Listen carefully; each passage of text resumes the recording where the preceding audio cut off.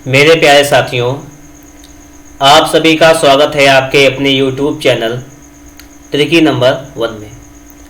आज की इस वीडियो में हम लोग बात करने वाले हैं railway, NTPC, group D, technician, ALP इनके लिए मैथ्स के बारे में।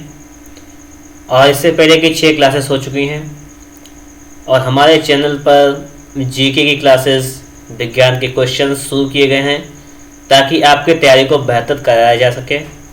अगर आप लोग सभी क्लासेस देखना चाहते हैं तो आप लोग डिस्क्रिप्शन बॉक्स में लिंक दे रखा है, वहाँ से देख सकते हैं। तो आज का क्लास हम लोग शुरू करते हैं और आपके सामने यहाँ पर सवाल नंबर 1 आ चुका है। सबसे पहले हम लोग देखेंगे कि सवाल नंबर 1 क्या कह रहा है, इसको समझिएगा। सवाल नंबर 1 आपसे यहाँ पर कह रहा है, इसको सही तरीके से समझना भी है, ठीक है। आपसे एक सवाल क्या कह रहा है, आपसे सवाल कह रहा है प्रति किलो गेहूं की कीमत में 25% की कमी के कारण 25% की कमी के कारण जॉन 600 रुपये में 5 किलो अधिक खरीद पा रहा है। प्रति किलो गेहूं का मूल्य क्या है, मतलब गेहूं का मूल्य क्या है, आपसे पूछा गया है। देखिए सीधी बात यह है, यहाँ पे कह रहा है कि 25% की कमी किसमें, कीमत में। पहले तो बात ये समझिएगा कि 25% का मतलब क्या होता है। 25% का मतलब होता है, इसको लिख सकते हैं 25/100, यानी 25 सेकंड 25 25 चुको 100, मतलब 4 रुपये की चीज़ में 1 की कमी, यही तो होगा। मतलब जो मूल्य है, समझो बात आप लोग, मूल्य कितना है, मूल्य 4 था, 4 में 1 की कमी कर दी गई तो कितना बचा, 3। 4 से मूल्य हो गया आपका 3, रेशियो में हो जाएगा, ठीक है। अब क्या है, अब जो खपत है वो बढ़ जाएगी। खपत कितनी हो जाएगी, खपत हो जाएगी आपकी 3 से 4, इसका व्युत्क्रम हो जाएगा, ये हो जाएगी खपत। क्लियर हुई बात। अब आपसे क्या कह रहा है, जॉन 600 रुपये में 5 किलो अधिक खरीद पा रहा है। कितना अधिक खरीद पा रहा है, 5 किलो अधिक। आप देखोगे कितना अधिक खरीद पा रहा है, वैसे एक खरीद पा रहा है अधिक, 3 से 4 खरीद पा रहा है, मतलब 1 अधिक खरीद पा रहा है। लेकिन ये वैल्यू है कितनी, 5। जब 1 की वैल्यू 5 है तो 3 की वैल्यू कितनी हो जाएगी, 3 का निकाल लो 53, ये हो जाएगी 15। 5 4 का निकाल लो, 4 पंचे 20।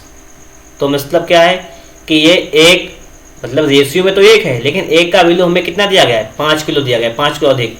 तो यहाँ से 3 का मान आ जाएगा 15, फिर 20, मतलब पहले 15 किलो खरीदता था, अब 20 किलो।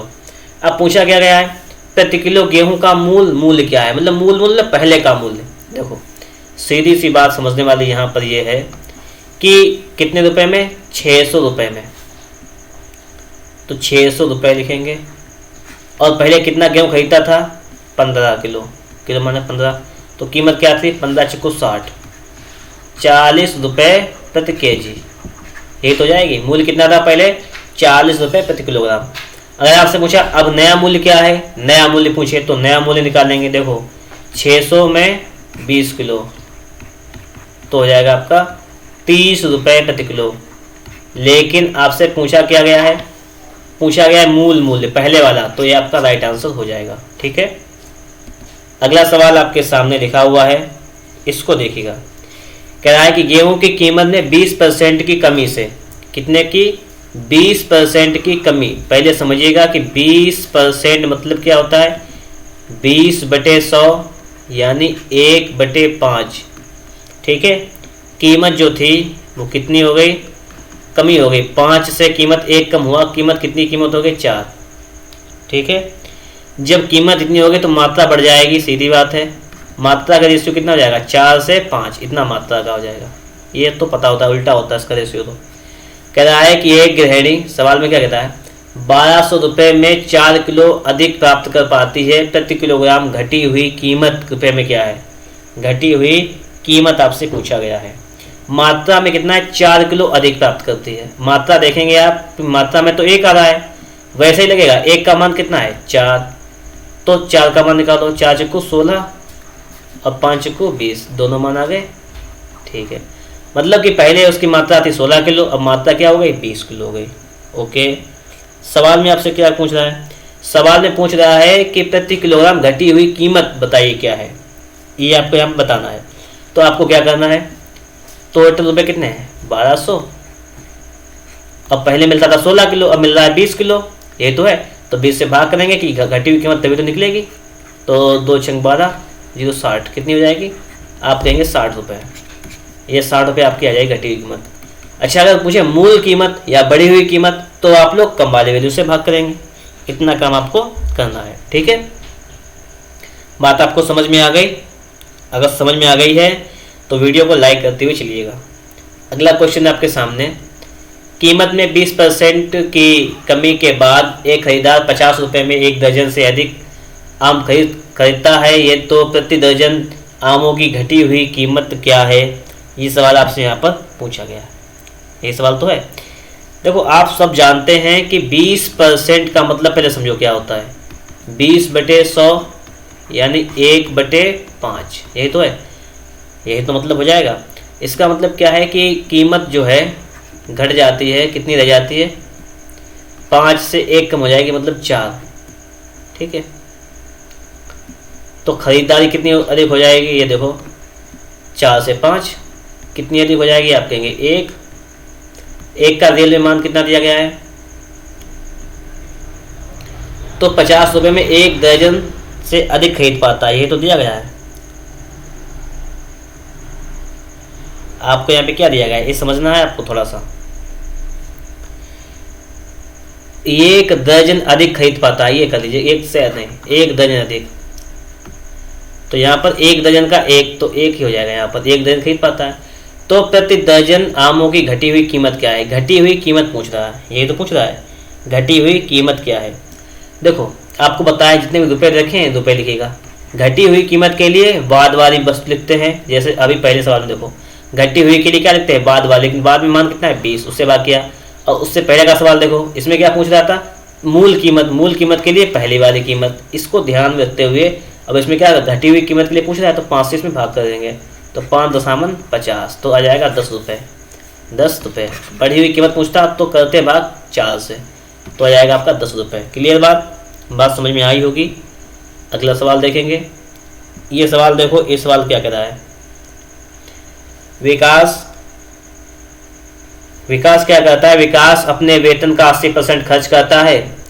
उसके वेतन में 25% की वृद्धि हुई और उसके व्यय में 15% की वृद्धि हुई, तब उसकी बचत में कितनी वृद्धि होगी? आपसे ये पूछा गया है, यही तो सवाल है आपका। चलिए लगाते हैं इसको। देखो, विकास अपने वेतन का 80% खर्च करता है। हम अगर लिखें आय, ठीक है, खर्च प्लस बचत, इतना कर लो, समझना आप लोग, ये बराबर होगी। आय अगर उसकी 100 रुपये अगर है, ठीक है, खर्च कितना करता है 80 रुपये, 80% मतलब 80 रुपये, बचाता कितना है? आप कहेंगे 20 रुपये। आगे देखो, यदि उसके वेतन में 25% की वृद्धि हुई तो नया वेतन, आप बताओगे नया वेतन कितना हो जाएगा? नई आय या वेतन 100 में 25 की वृद्धि करोगे कितना हो जाएगा? 125 हो जाएगा, बिल्कुल सही बात है। और उसके व्यय में 15% की वृद्धि हुई, जो व्यय खर्चा हो रहा था इसमें 15 की वृद्धि हो गई, तो इसका 80 का 115/100 निकाल दो, 0 0 कैंसिल, 2 चक्कू 8, 2 पंचे 10, 5 दूनी 10, 5 से यहाँ 15 और 23 का 4 में गुणा कर देंगे हम लोग, तो 4 कितना जाएगा? 4 3 12 का, तो वहाँ से लगाया 1, 4 दूनी 8 1 9 92। पूछा क्या गया? बचत में कितनी वृद्धि हुई। पहले आप तो ये देखो, अगर उसने 125 रुपये पैदा किए तो बचाए कितने? खर्चा 92 रुपये है, तो 25 तो बच गए 8, 25 10 35 मतलब 8, 2 कम कर दो, यानी 33 रुपये की बचत हो गई, 33 रुपये की। अब आपसे पूछा क्या गया, ये चीज़ देखने वाली बात है। आपसे सवाल में कह रहा है तो उसे कितने % वृद्धि हुई, तो देखेंगे 20 से 33 कितना बढ़ गया? 13 बढ़ गया। किस पे? 20 पे गुणा 100, ये तो निकालेंगे, 20 पंचे 100, 13 15 65%। कितना आ जाएगा? आप कहेंगे कि 65% आ जाएगा आपका बिल्कुल ही राइट आंसर। ये बात आप लोगों को समझ में आ गई होगी। अगर आपको वीडियो अच्छा लग रहा है तो उसे एक बार लाइक कर दीजिएगा। चैनल पर नए हैं, सब्सक्राइब नहीं किए हैं तो सब्सक्राइब भी ज़रूर कर लीजिएगा। सवाल नंबर अगला देखते हैं। अगला सवाल आपके सामने लिखा हुआ है। सवाल को पहले एक बार पढ़ते हैं। सवाल कह क्या रहा है? सवाल हमसे कह रहा है यहाँ पर, इसको देखिएगा। सवाल कह रहा है एक कस्बे की जनसंख्या आपको दे रखी है। यहाँ पर सवाल में क्या है कि एक कस्बा है, उसकी जनसंख्या आपको यहाँ पर दे रखी है। कितनी दे रखी है? 22, 43, 75। फिर आपसे आगे क्या कह रहा है? आगे कह रहा है कि यदि यह प्रतिवर्ष 4% की दर से बढ़ती है, प्रतिवर्ष 4% की दर से बढ़ती है, तो आपसे पूछा क्या गया है? बस वही देखना है। तो पूछा गया 2 वर्ष के बाद जनसंख्या कितनी हो जाएगी, आपसे ये पूछ रहा है। देखो सीधी बात है, जनसंख्या ऐसा सवाल मैं आपको लगवा चुका हूँ। देखो इसको एक बार फटाफट से। जनसंख्या इतनी आपकी है, आपके ये है। फिर यह प्रतिवर्ष 4% की दर से बढ़ती है। 1 साल बढ़ेगी तो 104 हो जाएगी बटे 100, 100 में जोड़ेंगे। दूसरे साल भी बढ़ती है तो फिर लिख देंगे 104 बटे 100। अब आपको स्वयं इतना हल कर लेना है, बस आपका आंसर आ जाएगा। अगला देखेंगे। एक कस्बे की वर्तमान जनसंख्या 15,625 है। कितनी है? 15,625 है। आपसे क्या कह रहा है? यह 2 क्रमागत वर्षों में 8% और 12% बढ़ती है, लेकिन तीसरे वर्ष में 22% घट जाती है। तीसरे वर्ष के अंत में कस्बे की जनसंख्या कितनी होगी? आपसे ये पूछा गया है। यही तो पूछा गया है। अब हम लोग यहाँ पे क्या करेंगे, समझना आप लोग बात को अच्छी तरीके से। तो इस सवाल को कैसे लगाएंगे? सिर्फ वही लॉजिक इसमें भी लगाना है। कैसे? एक कस्बे की वर्तमान जनसंख्या 15,625 है, लिख लेंगे 15,625। फिर क्या हुआ? यह 2 क्रमागत वर्षों में 8% और 12% बढ़ती है। अगर ये 8% बढ़ेगी तो कितनी हो जाएगी? 100 में बढ़ाएंगे 8, 108 बटे 100। फिर 12% बढ़ती है, 112 बटे 100 गुणा। लेकिन तीसरे वर्ष में 22% घट जाती है, तो आपको सब 100 से खेलना है। 100 में बढ़ाएंगे, 100 में घटाएंगे। 100 से जब 22 घटाओगे तो कितना बचेगा? 78, 78 बटा 100। अब आपके सामने सवाल रेडी हो गया है, बस इतना काम करना है। लेकिन ये सवाल आगे मैं नहीं लगाऊंगा, अब ये आपको स्वयं लगाना है, ठीक है? और इसका भी आंसर आपको कमेंट बॉक्स में बताना है। लॉजिक समझ गए होंगे आप लोग। इस लॉजिक से ही इन सवालों को लगाया जाता है। अगला सवाल देखेंगे।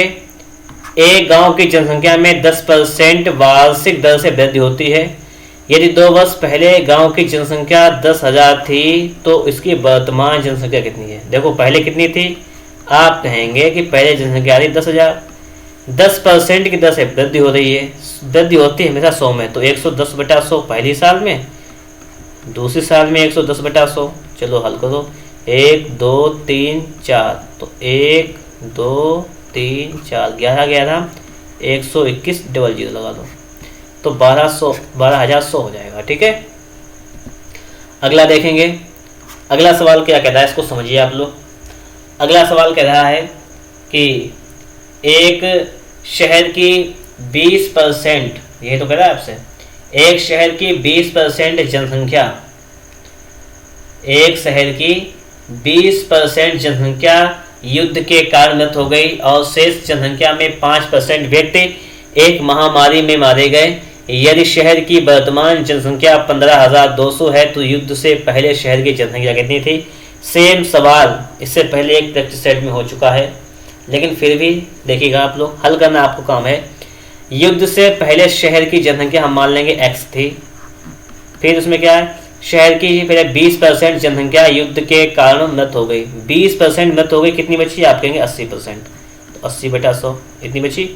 उसके कारण शेष जनसंख्या में से, जो इतनी जनसंख्या है, इसमें से 5% व्यक्ति जो हैं एक महामारी में मारे गए। कितने बचे? आप कहेंगे 95%। और अब जनसंख्या कितनी है? आप कहेंगे 15,200। बस इतना है। आपको यहाँ से x का मान फाइंड करना है। क्या करना है? आपको यहाँ से x का मान फाइंड करना है। तो x का मान आप स्वयं फाइंड करेंगे। 2 से करने 5 से काटेंगे, 5 5 5 ने 45, 5 दूनी 10 0 20, इतना हो जाएगा। फिर देखेंगे 2 चक्कू 8, 2 पंचे 10, इतना हो गया, 4 पंचे 20, 19 अट्ठे 152। तो कितना हो जाएगा, x का मान निकालेंगे, 55 25, 25 का 800 में गुणा करेंगे, कितना हो जाएगा, 25 अट्ठे 200, डबल 0, तो हो जाएगा आपका 20,000 हो जाएगा। ऑप्शन नंबर ए आपका बिल्कुल ही राइट आंसर। ये बात आपके समझ में आ गई होगी। अगला क्वेश्चन देखते हैं हम लोग। अगला क्वेश्चन आपके सामने है, पहले वर्ष के दौरान एक शहर की जनसंख्या में 10% की वृद्धि हुई, दूसरे वर्ष में इसमें 10% की कमी हुई, दूसरे वर्ष के अंत में इस शहर की जनसंख्या इतनी थी, पहले वर्ष के आरंभ में इसकी जनसंख्या कितनी थी। मतलब स्टार्टिंग में पूछा गया है कि स्टार्टिंग में जनसंख्या कितनी थी, आपसे ये पूछा गया है स्टार्टिंग में जो थी वो जनसंख्या कितनी थी, सिर्फ आपसे ये पूछा गया है बस। देखो अगर हम मान लें यहाँ पर कि स्टार्टिंग में जो जनसंख्या थी वो आपकी x थी पहले, फिर क्या है, एक शहर की जनसंख्या में 10% की वृद्धि हुई, पहले क्या हुआ, 10% की वृद्धि, वृद्धि हमेशा 100 में जोड़ी जाती है, लिखेंगे 110/100। फिर आगे देखो, और दूसरे वर्ष में इसमें 10% की कमी हुई, 10% की कमी मतलब है 90/100। शहर की जनसंख्या अब कितनी है, 3220 इतना है, ठीक है, दूसरे वर्ष के अंत है, मतलब बाद में संख्या इतनी थी, तो पूछा गया पहले जनसंख्या कितनी होगी, आपसे यही तो पूछा गया है। अब इसको आप स्वयं सॉल्व कर लीजिएगा। देखिए 0 1 0 2 0 हो गए, आपके 2 0 कैंसिल हो जाएंगे, ठीक है। बचा कितना, x गुणा 11/99/100 बराबर आपको दिया गया 47 32 20। इस सवाल को आप लोग स्वयं सॉल्व करेंगे, यहाँ से x का मान फाइंड कर लेंगे, ठीक है, और इसका भी उत्तर आप लोग कमेंट बॉक्स में हमें बताएंगे। अगला क्वेश्चन देखेंगे हम लोग, और आपके सामने क्वेश्चन लिखा हुआ है, इसको देखिएगा क्या कह रहा है। क्वेश्चन कह रहा है कि किसी परीक्षा में जैक को 45% अंक प्राप्त हुए, कितने, 45% अंक प्राप्त हुए, ठीक है, और वह 18 अंकों से अनुत्तीर्ण हो गया। कितने अंकों से, 18 अंकों से वह फेल हो गया, आपसे ये कह रहा है। फिर आपसे क्या कह रहा है, यदि वह 65% अंक प्राप्त करता तो उसे परीक्षा उत्तीर्ण करने के लिए आवश्यक न्यूनतम अंकों से 6 अंक अधिक प्राप्त होते। इस परीक्षा में कोई भी अधिकतम कितने अंक प्राप्त कर सकता था। अब देखो सीधी बात यहाँ पर यह है कि एक परीक्षा में जे को 45% अंक प्राप्त हुए और वह 18 अंकों से फेल हो गया, उसे 45% नंबर मिले और उसके नंबर 18 कम रह गए। अगर हम उसमें 18 जोड़ लें तो इतने नंबर अगर उसके पास होते तो पास हो जाता। क्लियर बात, एक समीकरण ये हुआ। आगे देखो, यदि वह 65% अंक प्राप्त करता है, कितना, 65% अगर उसे अंक मिलते तो उसे परीक्षा उत्तीर्ण करने के लिए आवश्यक न्यूनतम अंकों में से 6 अंक अधिक प्राप्त होते, 6 अंक अधिक मिल जाते। इसका मतलब अगर उसमें से हम 6 घटा दें तो सिर्फ पास हो पाता इतने में। अब आप इसको हल करके पहले मान निकालेंगे थोड़ा सा। देखो यहाँ से 18 यहाँ लिखेंगे, माइनस का 6 लाएंगे, प्लस का 6 हो जाएगा, बराबर 65% माइनस का 45% कर देंगे, कितना आ जाएगा यहाँ पर, 18 से 24 बराबर आ जाएगा आपका 20%, यानी 20% का मान आपका कितना आ जाएगा, 24। पूछा गया है इस परीक्षा में कोई भी अधिकतम कितने अंक प्राप्त कर सकता था। अधिकतम आप अंक प्राप्त कर सकते हैं 100%, इससे ज़्यादा तो नहीं प्राप्त कर सकते।